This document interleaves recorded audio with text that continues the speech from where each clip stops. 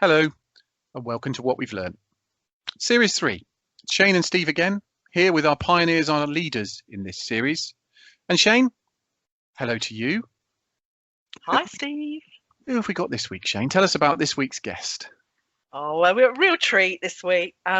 Joel Harrison, editor-in-chief and co-founder of B2B Marketing, founded as a magazine back in 2004. What? A magazine? I remember those. Yes. Yeah, one of those. But Joel's sharing with us, the whole journey he's been on with really the evolution of B2B marketing and where his company's ended up today, but also where the industry's gone. Fascinating chat. Yeah, a really interesting chap, a really lovely chap as well, and a really lovely chat with a lovely chap, Joel. And I think a very, very unique perspective, as you're about to hear, because he is a journalist, as he talks about, and it may not have been B2B marketing he wanted to get into, but it's certainly B2B marketing that he's been in and has been front and center. So he's got that very objective, outside-in view, albeit somebody who has been at the center of B2B for many, many years. A really fascinating guy and a really interesting chat, as you're about to hear. So really happy to have Joel Harrison join us today. Joel, welcome. It's lovely to be here with you both. Maybe for some people who don't know you, we will have talked a little bit about your background, but I'm fascinated to know how a man who studied urban planning at university has ended up in the world of B2B marketing and editor-in-chief. Was that something you planned, Joel? No, it's certainly, it's very hard to plan something that long ago. But I do best when I'm interested in subjects, and I am interested in the built environment and architecture and things like that. And I'm interested in marketing. I'm interested in marketing because my dad was in it for years. He was a direct marketer when all that kicked off, and he worked for people like Wonderman and RSCG and Leo Burnett, all those names. So marketing's kind of in my blood. But as a professional, I fell in love with journalism. I love communicating and clarifying, things like that. Whilst maybe my career, if you ask me what I really wanted to be at 21, 22, I probably would have said architectural journalist, but settling for being a marketing journalist is, a happy alternative. And I'm very pleased with how things have ended up. And I feel like, my family are in the business. So it kind of works pretty well. So, but certainly no intention of ending up here 25 years ago. I don't think I've ever met somebody who's in and around marketing, Joel, that actually intended to be in and around marketing. It's one of those happy coincidences. I remember years ago doing a job fair with the head of HR at the company I was working for, and he said, "Steve, you've got the easiest day in the world, you and I," because everyone else will pick off the departments and careers they want, and when they don't know what they do, they go to HR or they go to marketing. Yeah, so you could just stand there for years and observe us people going into marketing for reasons unknown. But you make a really good point, Steve. But I think that is certainly has historically been one of the problems, hasn't it? I think, historically, when B2B got such a bad name for so long is because people drifted into it, or maybe sometimes were sidelined into it because they weren't really very much good at doing anything else. I think that has changed an awful lot. But I do think we, as an industry, one of our challenges is to actually make us a kind of a destination, a place of destination. That's a contradiction. Yeah, well, it's a really interesting one. Actually, I've got a friend who studied law, and she got into marketing, and she said to me, "God, this is really easy, isn't it? Compared to law, there's not much to it." And that's exactly the point. But rewinding, Joel, you wanted to be involved in architectural journalism. It's fair to say, if it's not too hackneyed, that you have built the industry in as much as, and I was reading your latest piece for B2B Marketing magazine around how there wasn't really even a B2B marketing industry back when you started this. So you might have wanted to be the architect. You probably have by laying the blueprint and doing what you guys have done over the many years to get the industry to where it is and where it's going, which we'll come on to. But just kind of rewinding at the start, what did B2B marketing look like as an industry to you starting that journey as an outsider looking in? So it didn't really look like anything. There wasn't really anything there. And that did make the whole thing pretty terrifying, to be quite honest. Both myself and my business partner, James Farmer, were involved in marketing. He was theoretically a marketer, although if you meet him, you probably might think he's more of a salesperson. That's a subject for another podcast. But we, there was loads of marketing events and publications. There was nothing on B2B, but even when you thought about it and looked at it, you knew it was obviously going to be enormous. It was huge, and it was just a complete misnomer about why there wasn't anything there. So it did feel like a bit of a leap in the dark. And when we were in that that piece you referred to, Steve, I was talking about literally writing the first issue in my living room, and it was very hard to pull together all the content, and it's so different for what it was today. I mean, and that's just a wonderful thing, and it's great to have been involved with the rest of the industry and people like yourselves in pulling this together and making it what it is.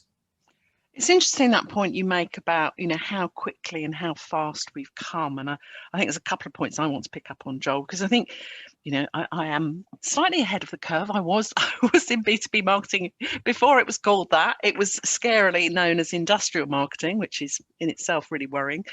But I think the point I wanted to go back to, sort of redial, was the fact you started by saying, B2B had a bit of a bad name. And for some people listening to that, I don't think they'll connect with that or understand that. And I'm interested in sort of just exploring that a bit further. Why do you say that? There's lots of aspects to that. I think it goes back to the point around, as I was referring to earlier on, marketing was misunderstood or unrepresented or unfairly valued in many B2B companies, because it was seen as, sales was important, marketing was a kind of support role for that, and that reflected on the kind of people that you had within those professions often, and not always, but often.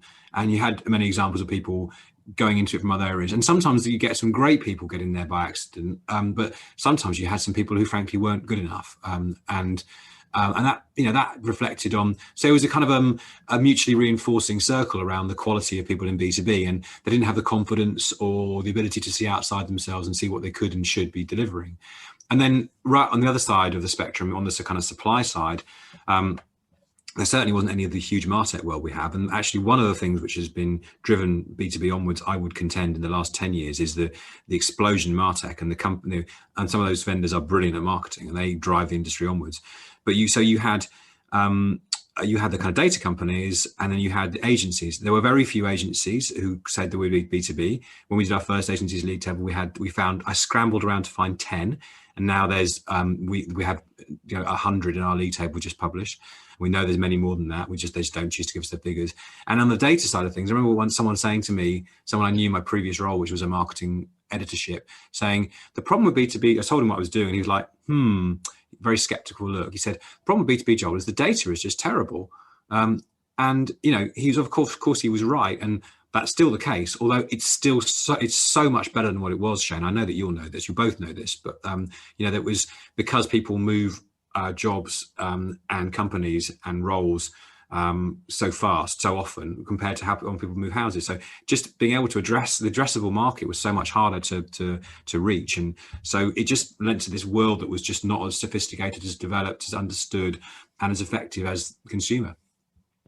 Joel, do you think it's also an element of finding one's voice or confidence as well? Partly because, where I'm still today, I'd be interested in your thoughts on whether it's B2B is more comfortable in its own skin. I once a year I do a guest lecture at a university, and it's designed to talk to final year graduates and basically sell B2B to them, because the lecturers there say to me, Steve, they all just want to go into consumer agency brands because they don't really understand, or they don't know whether B2B is cool or not. So I'm interested in that thought. But secondly, just to pose not just the consumer versus B2B marketing competition, but marketing as a function. I once spoke in Estonia at what I thought was going to be a B2B conference, and I got there, and the guy that was running it said, hold on a sec, just need to tell you, B2B marketing doesn't exist in Estonia. This was only a few years ago. It's called sales support, it really struck me that there's two sides to this coin. Is B2B marketing not pushy enough? Are we not promoting the brilliance that is in there, versus actually, are we better to acquiesce to salespeople and know our place, because that's still very successful for marketing? I wonder whether you've got any thoughts on any of that. I mean, as Andy Bacon said to me recently, someone I know you both know, ultimately all marketing is sales enablement, but that doesn't mean that marketing has to kind of hide its light under a bushel and just be kind of fawningly acquiescent and a vassal for sales. Marketing delivers value in ways that sales can't, and in the best companies they work together incredibly closely and understand and recognize each other's values. And the problem has been historically that often the board and the other members of the organization haven't really recognized that in marketing, and hence we get into this conversation around marketing as the colouring in department and all of the associated negative cliches, which fortunately we're really moving away from. But to your earlier point, Steve, and I hope I've covered your questions adequately, I do think there is a sales job. Absolutely, there's a sales job, and I've done a similar thing to you. I went once talking to an undergraduate group, and they absolutely had no idea there was this area called B2B marketing, and that is a terrible crime, and it's something I would love to us to address. I just have a lot of other things I need to address beforehand. But we're not putting it single-handedly on your shoulder to do it, Joel. Don't worry. We're all in it together for sure. Well, I feel let off the hook there. No, I'm not going to let you off the hook. No, definitely not. Because actually, I'm going to challenge you on that, Joel, because I think there's a real danger of us sort of self-defining and being too limiting in our definition of B2B marketing. Because actually, if you say it's self-support, the problem is, and it goes beyond that, it is very much seen as a subsidiary department rather than the engine of growth or the engine of revenue. And I think actually, I mentioned industrial marketing being the old term. I think B2B marketing will be the old term, because actually where we are now is e-commerce. And actually, if B2B organizations don't wake up to that, and some of them really haven't, we know that, they're not going to exist, in my opinion, in 10 years' time, if we were doing this podcast in 10 years. What do you think?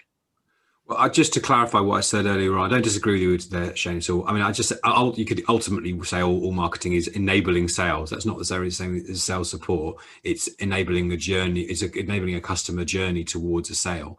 There are different people responsible for that. And then a renewal. Marketing is absolutely critical part of that journey.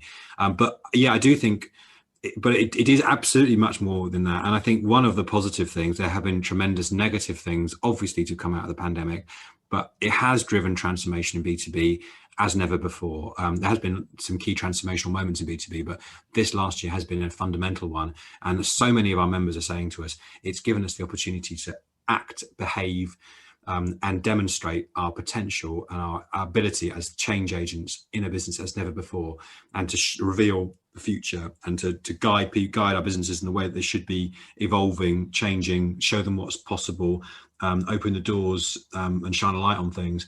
And that is making marketing come of age for B2B companies as never before. It's not universal, of course, but I absolutely agree. Marketing is the catalyst, enabler, driver of those changes.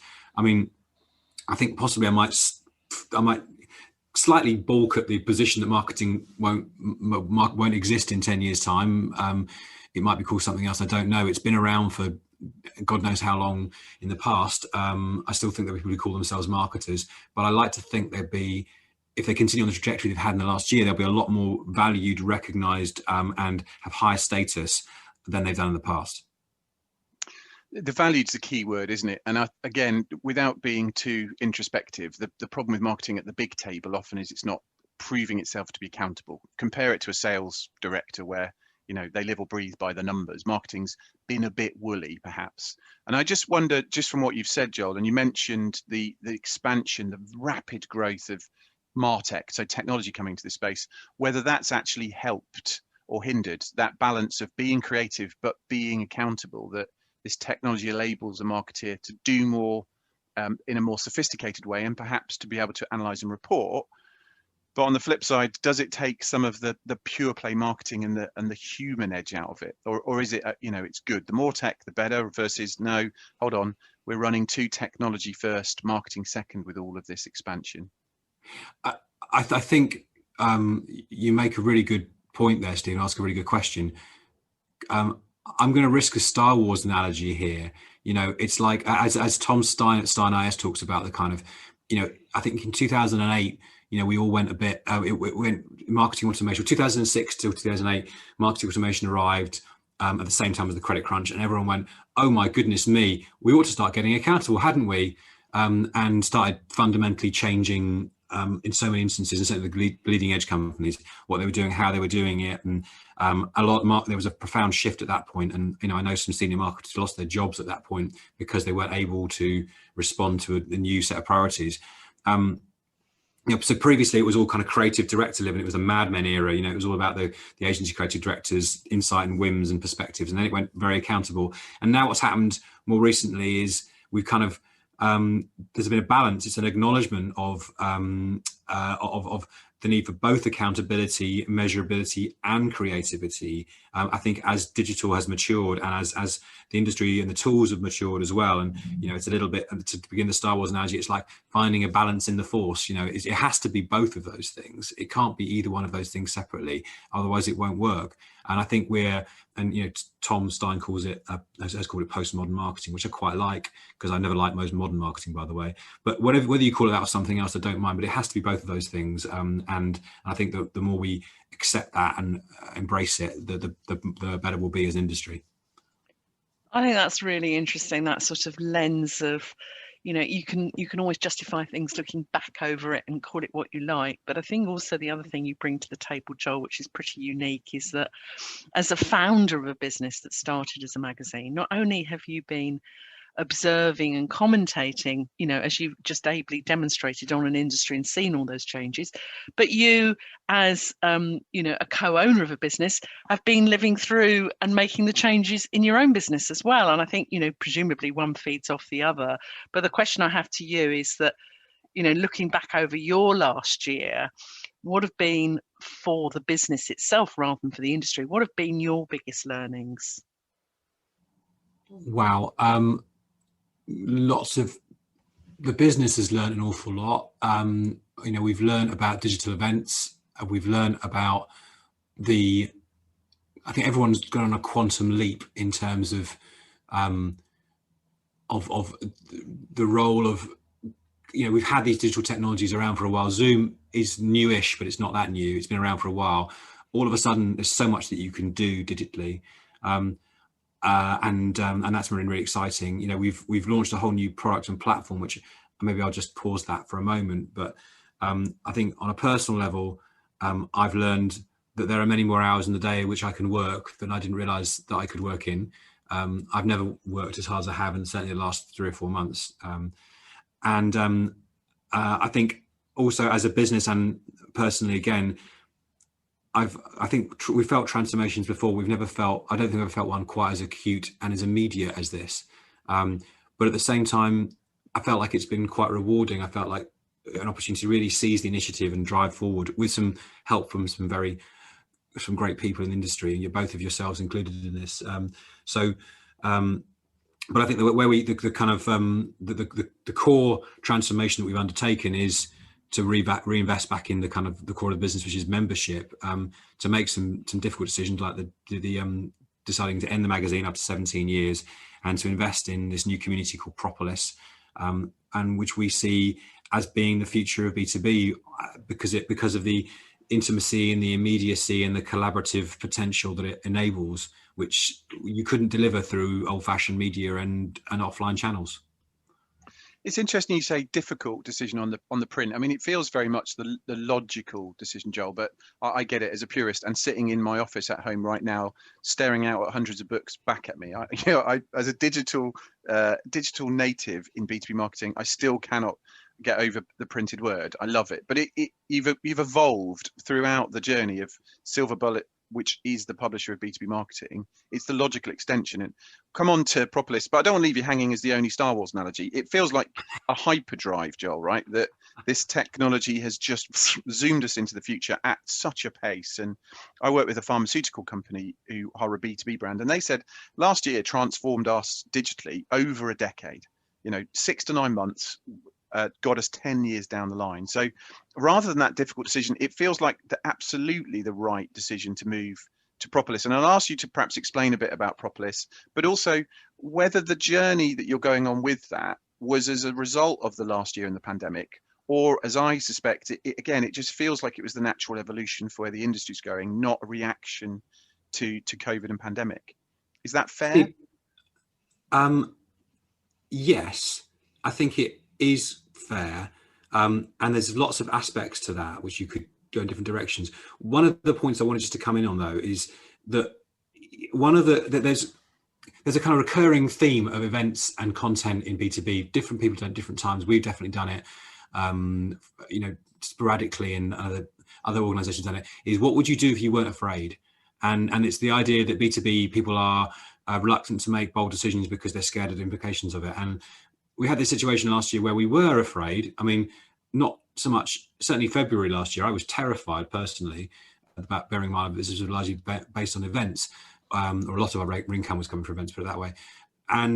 But we were in a situation where we had to do these bold things, and we had no choice. And it was wonderful you took the shackles off and you went, well, look, it's like a shot to nothing in some respects. And we did this, and it worked out really, and it's working out really well, which is great. And so I think that's there is definitely a reflection back on that and the rest of the market, and people's willingness to take risks and sometimes reluctant and wanting to guard their backs and do things which will look good because the CMO might only be in place for 3 years or something like that. So I'm sorry, Steve, that was a bit of a rambling tangent, but I felt no, not at all. No, it's a really, really important tangent, Joel. I think it adds colour to it. And again, and I'm going to go one more, and that's it. But we need to stay on target. Stay on target is what you're saying, right? If we're going to go for a shot, it's not a shot to nothing. It's a shot to the future. And you mentioned Propolis. I've mentioned it. Just let's pause and tell us more about it for anyone that doesn't understand what Propolis is, not just the name, but what does it stand for, Joel? What is it as this next phase of what you guys are doing and what the industry will be in and doing? Okay, so first of all, just talk about the word itself. Propolis is Greek word, which means first community, and it's two Greek words put together. But Propolis is the resin which bees use to create their hives. It's to create the hexagonal little structures within them. And obviously B2B, there's a lot of bees in there. Bees are industrious and hardworking, so it's not something to kind of align ourselves with. Communities. We've always cultivated a community. We couldn't have. I'm reluctant to. We are one of the protagonists who we've helped B2B marketing as an industry become what it is. We're not the only ones, we're one of those entities, but there has always been a sense of community, and we've been very keen to foster it, and the two of you both involved in that. And and there are lots of other core people, and there's people to a greater or lesser extent involved in that, but it's been an informal community. And if you turn up to B2B Marketing Ignite or the awards, everyone loves networking. They meet friends and colleagues, and it's brilliant, and they have a great time doing it. And there's lots of informal networks. But it's not a formal structured community. So our perspective was, and there is at the same time there is an evolution in a rebirth rather of communities. And we talked about this yesterday in this webinar with Ashley Friedland, who set up e-consultancy and now set up a platform called Guild, and Susanna Kemp, who's our chairwoman. The communities had got a bit of a bad name. They, exploded, in the kind of noughties, and then it kind of got a bit spammy and so much content out there, and so the community got a bad name, went away again. But now in this era where trust is really important, and people want that connectivity, and they want to get to learn from their peers. So Propolis is designed to create a structure, to stratify and structure something which we already had, which was informal, and create a platform and a capability to learn from experts within those areas, or people who were very, very knowledgeable in those areas. And the two of you guys are both involved with this. There's make no secret of that fact. And allow members to learn from each other and from those individuals, and to share best practice, and to co-create content and ideas, and have events and networking within the platform to elevate their own careers and elevate the industry and elevate their teams as well, because it's very important that at the moment it's only open to marketing teams. You have to buy in at a kind of a departmental level, and there are different places and levels to get involved. There are strategy groups, and there are more operational tactical groups. It's been live since January, and the feedback's been great. We're still learning and evolving it, but we're really excited about where it's going. And it just takes that level of collaboration onto a whole different plane. And increasingly, all of the other things that we do as a business will be orientated around Propolis, which I think will elevate all of those things. It's a really exciting time, isn't it, Joel? I mean, for me, and I make no secret of the fact that B2B has always been my home, and B2B marketing gave me that community from the very beginning to feel part of. But it was, I think you're right, very much focused around the opportunity to network. And I'm really interested, you make this point about the peer-to-peer learning and this recognition almost perhaps that now that's more important for senior marketers or even junior marketers to have that opportunity to reach outside their organization and speak to colleagues. So when you were building Propolis, was this something, that your community was telling you that they wanted, that you saw this opportunity to take it one step further? Yeah, absolutely. And we know, I've run a customer board for the organization for a number of years, and from very senior marketers, and they loved it because they never had a chance to meet their peers. This is CMOs and marketing directors in a kind of a neutral setting, and the opportunity to talk about, to build these networks and share experiences and share perspectives was hugely valuable to them. So they didn't have a means to do it, and often they operated in a bubble within their organizations. They didn't have any peers in the company. They weren't, sometimes increasingly less so, not really understood or valued in the way they should have been. So a chance to come together and to have that connectivity was great. It's different when you go down the organization because lower down members, more junior members, ironically, even though they're probably more likely to be digital natives and to be the social media generation, are less conscious of the benefits of that network. Some of them are, but it actually, I think there is a kind of correlation between the understanding of the power of the network and your success in your career. And I can recognize that in myself. My recognition of the power of the network has been key to my success. So I think that they're at those levels, at the kind of marketing manager level, certainly it's more around how do I get the job done? I want the quickest way to get to improve my campaign. They're looking for solutions. As they rise up, they tend to, and they're looking for advice. As they rise up, they kind of get the broader picture around networking. They're probably more eager to share. But I think what we want to do is to break those boundaries down and accelerate that. And we see that, at Ignite particularly, certainly when it was one day in London, the networking, the collaboration, the sense of shared excitement and enthusiasm was palpable and tangible. And that was why it was always such a fantastic day. We very much hope we'll return to it, not this year, but next year. So we wanted to capture that and build it into one place digitally and accelerate it. I think it's interesting because it is lonely at the top, Joel, but it's also quite scary at the bottom, if you will. So the community for me that you've always formed, and Propolis is the name for it now, but your events and what you guys have stood for over the years is that safety together. So as you say, a campaign manager or somebody who's just learning their trade, it's quite intimidating, but you've got that wisdom of crowds as well as those knowledgeable subject matter experts. But equally, the CMO that really can't ask the stupid question has got that safe harbor to be able to be with other people that need to ask the daft question because, it's impossible to do in certain environments. So I think you bring that, but you also, the international element as well. The world has become a lot smaller in the last 10, 15 years and probably the last year or so because of the pandemic and the move. Is that an opportunity as well that these client-side marketers are going to be able to cross-fertilize with people across all sorts of different markets in all sorts of different countries that have, shared or similar goals and learnings that come together in this place? Yeah, absolutely. That's absolutely part of our intention. And we've seen an awful lot of that in our events over the last year. The breadth of the attendance, it was always broad, but it's got broader. And that's great. And you're absolutely right. It has got smaller and, we can learn more directly from what's going on in Germany and in India and in West Coast USA. And that's a wonderful thing.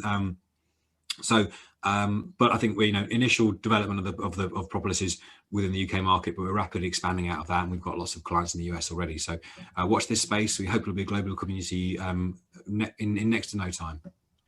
Just on that, that power of the global. I've always loved international. And those who know me well know that I love nothing better than the chance to get on a plane and go to another market and learn about it and bring some of those learnings back. That's So a pitch, isn't it, Shane? We're happy to do it this is. podcast It is anywhere on location. absolutely. Yeah, anywhere. I'll go anywhere.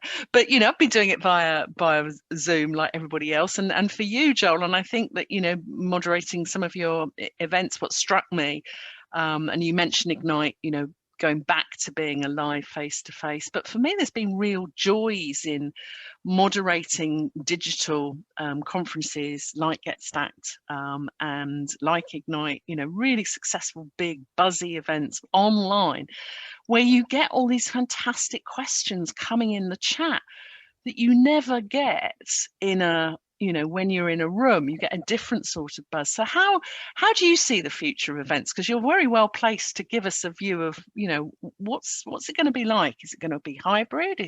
What's going to happen?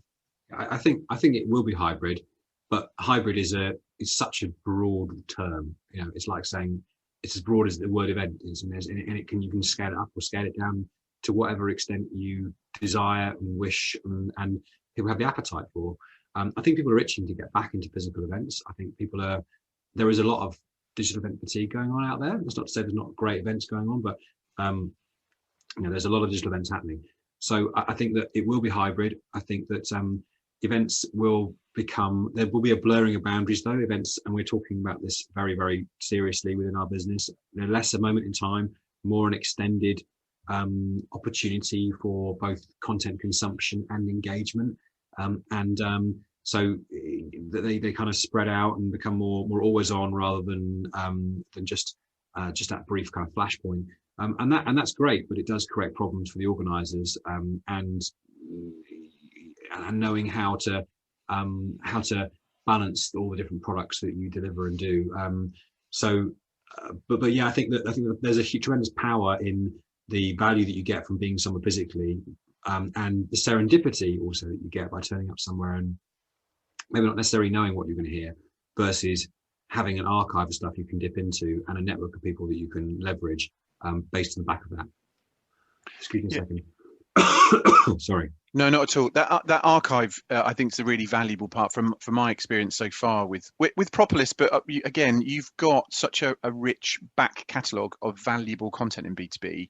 And although there are trends, and I'm going to come on to it in a second, Joel, just to ask you about the trends you've seen over the years, the ones that you've gone quietly in your own room, oh my goodness, what on earth is this thing they've invented as a term, versus the stuff that really has stuck and changed, that pushed us forward.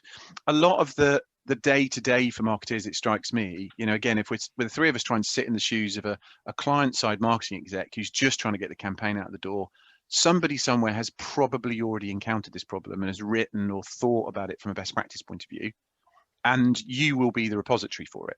Now, they might have, that person that wrote about it might have written about it 3 years, but market dynamics mean it's still probably relevant to that reader today. So it's not as if you have to have this endless, constantly updating every day set of assets. There's a real rich catalogue of information that can help today's marketeers from problems that were solved in the past. Yeah, I feel like I might answer that question in a way that's not massively promotional to myself. I think that the challenge we have, there's a few things you said there.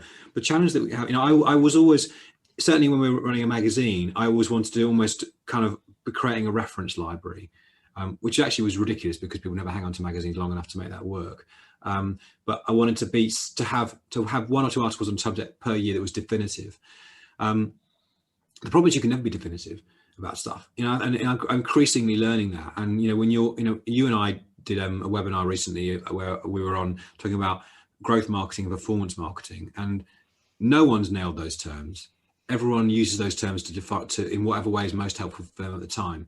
And as a journalist, I find that quite frustrating, or have done. I'm increasingly, and I think there is a room for us to be definitive, or at least set our own, determine our view of what it means. But I don't want to necessarily restrict other people from interpreting the way that they need to in the future. So I think terms come and go, and we definitely live in a fashion industry. And I was thinking about some of the things that you said before, about things that you've seen that you thought were nonsense.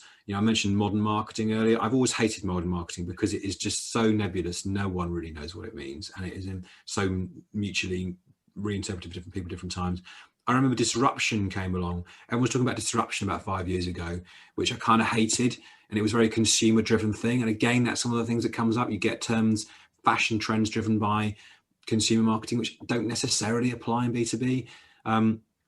But where am I going with this? I think things will always come and go, and I think although the benefit of Propolis is that you have the opportunity to create meanings and definitions which are relevant to our audience, because they are a reasonable snapshot of the market, and also we're not being driven or determined by vendors, and often it's the vendors that are determining topics to making definitions these days, and I don't think that's always healthy. So on that, Joel, I mean, I agree with you, and probably comes a little bit from my sort of role as training and teaching is, the need for robust definitions to underpin a profession, because only when you have robust definitions and people understand what you're talking about can you communicate well. But it made me think, what about any other pet peeves you'd like to share, that if you could change one thing, what would it be? Well, I'll tell you one thing that I would like to get rid of, and I actually said this in an article recently, was I'm really over the comparisons of B2C. And I got asked a question, what do you think we can best learn from B2C marketing? And I think the thing we can best learn is to not compare ourselves with B2C, because I just find it that it was something that was a big issue 17 years ago when we launched B2B marketing, and it was probably a big issue 10 years ago, but I don't think it is anymore.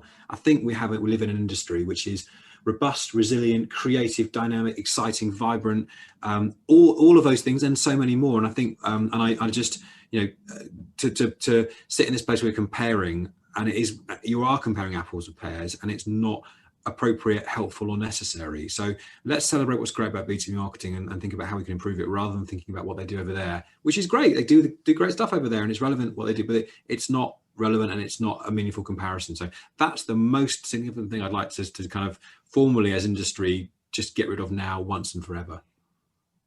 I think that pays back to that kind of knowing one's place and confidence, because you don't need to compare. I say this to brands I work with. If you worry about if you perceive it as competition, you worry about your competitors, all you'll ever do is to be on their coattails. If you just go your own path, then you've got a much healthier chance of standing out and pioneering. And equally, is it fair to say, Joel, it's just marketing to humans? You can badge it as you wish. Humans tick in a certain way. I've yet to meet a Lego head person that, Steve goes home to. In fact, there is no, it's blended so much. I'm sitting at home recording this whilst working. There's no definition anymore between working life, business Steve versus home Steve. It's always just been about the human side of it. Yeah, it is. But I don't wish to be kind of contrary to you, Steve, but I'm very clear there is a difference in B2B and B2C. And, of course. And the best way of expressing that was by DNX, who became part of Ogilvy, expressed it as the 4 nots, and I can only ever remember 3 of them, but they are not today, not just mine, as in you never make a decision in B2B just today. It's not my money, so it's someone else's money, and it's not just my decisions. And those things all relate to sales, and that's a profound difference, and it will always exist. And Steve, I know you understand it, but I just don't want to make No, I completely agree with you. And I think that I'd go even further, that B2B's spent a lot of time beating itself up and trying to compare to something that it doesn't really compare to, as you say. But if you were, it's incredibly difficult to be a B2B marketeer, because at its basic level, in most cases, consumer marketing is about getting one person to decide whether they spend their money. Yes, there are exceptions, buying houses, yachts, etc. You might bow to somebody else. But with B2B, it's always somebody else's money that you're spending, even if it's, a £10 printer cartridge all the way up to a £6 million software install. So I think it's an incredibly difficult thing to do, because you've got so many moving parts. So yeah, it's a non-argument for me. It doesn't need to be. It's about humans. But if we want to, then B2B, it's such a complex career that it really should be the other way around. Yeah, and I think, I'm sorry, Shane, if I was cutting across you, but it's the complexity which brings, for me, the excitement and the interest. You know, we're all geeks in B2B, and we should celebrate that. Star Wars geeks, B2B geeks, whatever we are. And on that note, and how long before it's not marketing to humans? In fact, you know, with the Internet of Things, B2B marketers are starting to have to think about, you know, the marketing of one chip to another. So maybe, you know, maybe we are needing a new definition to understand that some of the, if you like, always on buying decisions won't be made by humans. There'll be one chip placing another order. Can we get the chip? Can we get artificial intelligence to start buying stuff from us up to a certain limit? There's a thought, Joel. What do you think? Are we near that? Is it happening? I mean, I think that we're probably nearer than I can imagine. If that's not a complete cop out of an answer, I think it's going to happen. It's going to come, and it will creep up on us without us knowing. Not in a sinister Terminator style way, but you know, it'll be here before we realise it. And AI is another topic which I think, as Pam Didner talked about so brilliantly at Get Stacked, it's got a bit of a resurgence, and you know, huge implications. And as marketers, we just need to stay conscious of those things. It's a balance, isn't it? Because the technology is not just for technology's sake. I remember just talking about AI, I saw a very witty point from a developer the other day that said, if it's machine learning, it's probably written in Python. If it's AI, it's probably written in PowerPoint, in terms of the differences between the two. But I just wonder, with your journalist's hat on, Joel, I wonder what you think of technology and what that might mean for a journalist, not just marketers, but you know, I'm thinking from a content marketing point of view. Will this advent of technology make it easier? Will I not even need to turn up on a podcast because I can just get a chip to come up with questions, far better questions than I've come up with today? But will what you do and what you've trained in and you're skilled in, will that still be there? Is there a risk that, you know, the journalism's gone, not just marketing, but that wider lens of what that might mean for the written word or the communicated word? I mean, you know, there was those wonderful illustrations a few years ago where, you know, they've trained, and I'm sure they can do better than this. They've, you know, can train bots to create Rembrandt pictures that look just like he'd done it himself. So if you can train them to do that, you can definitely train them to write any blog that I've ever written. But a Joel bot. Yeah, what a terrifying thought. But I think I feel like that's possibly why we're getting increasingly into personalities, and the power of the individual and the weight of the individual is important. I don't want to go too far into the, you know, role of news organizations in the future, but I think part of my personal challenge is to build my own personal brand, and know what I stand for, and be able to communicate that and on different platforms such as this. And yeah, theoretically you could have a bot writing for me, but it would still be based on what I've done in the past and what I stand for. And I think that, you know, there is a world beyond that, but it's probably one that I can't really envisage personally.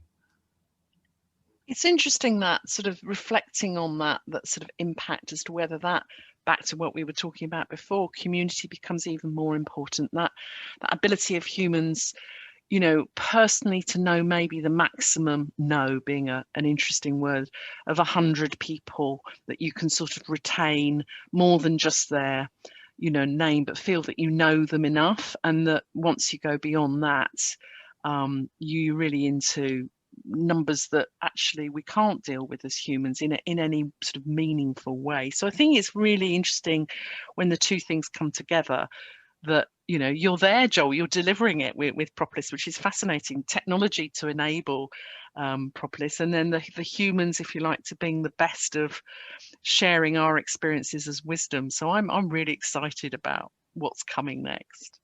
Well, so am I. It's you know, the industry just keeps getting better and better and more interesting and more rewarding, and I'm personally delighted working with people like yourselves to continue on that journey. So onwards and upwards. Oh, it's a love fest. Listen, one final question, if we may, Joel, just because and it doesn't come across to anyone today, but we know how you've been under the weather. So we're incredibly grateful for your time and your fortitude of getting through this. But, and I know you'll hate this question because you're not a crystal ball kind of guy, but we've talked about Propolis. It's the early stage. It launched in January and going great guns. But what's your hope or your vision for where it's going in the future? Do you have thoughts on that in terms of a year, 2 years down the line, what that may mean for the industry and for the community of marketing? I think the answer to that is, it might sound a little bit self-serving, but I certainly want it to be international, as you discussed earlier on. I think it wants to be very much the centre of our business in a way that we've only just begun to explore, and to really impact on everything that we do. I want it to, but from a kind of, more importantly, from a customer's point of view, I want it to be an absolute go-to place for any of your B2B marketing questions or needs or resources, and I want people who aren't involved with that to feel what they're missing out on. And FOMO is a powerful thing in this day and age. So I want to need to be part of it, and we want it to grow and to become the focal point the industry needs. Really interesting stuff there, Shane. Such a unique position I think Joel's got in the industry, as we've said at the start, and as he eloquently explained, that journalist who's been front and center in there. Lots and lots to enjoy and lots to be looking forward to, Shane.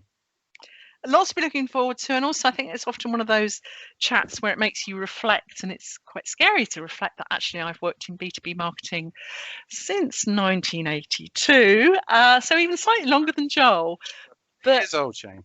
Just a few years, but it just really makes me reflect of where we are as an industry and as a profession, and really proud actually. I think that B2B marketing is an excellent place. It's in a really strong market, and I think one which will power away. And I think, to your point, it's interesting that we've had this really powerful media in the form of B2B marketing to support us.